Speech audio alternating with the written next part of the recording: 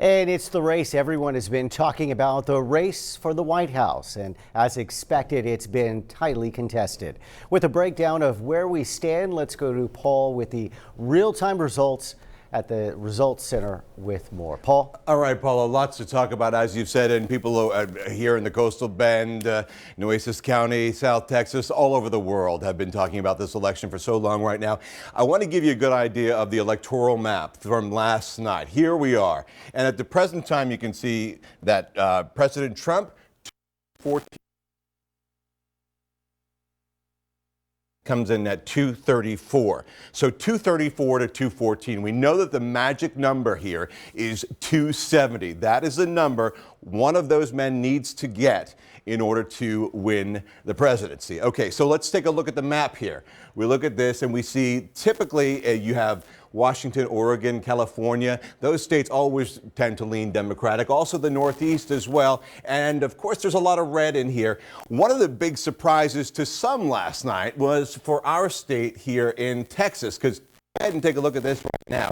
Here's how it broke down, with 88% of the precincts reporting 52 to 46%. That's 5.8 million to 5.1 million difference. Again, 650,000 votes. So nearly 750,000 votes between the two. And you can see exactly where the Democrats were getting their votes. Austin in particular, look at the difference, 72 to 27%, 72 to 27 in Austin.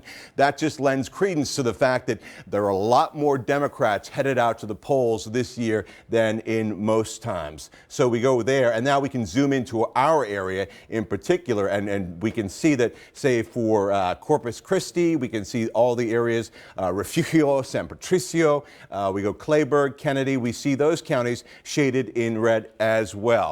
What I want to go ahead now and do, we go back to the presidential, I should say to the presidential map itself. We'll talk about real quick these key battleground states. These states are going to be key to whoever is going to win.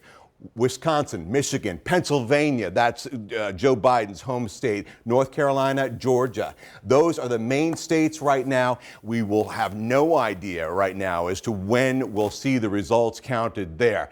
Now, from there, we are going to go into Texas once again. Here we go. And we're going to see the U.S. Senate. That was a race that went ahead, and boy, you know, in the beginning it was tight.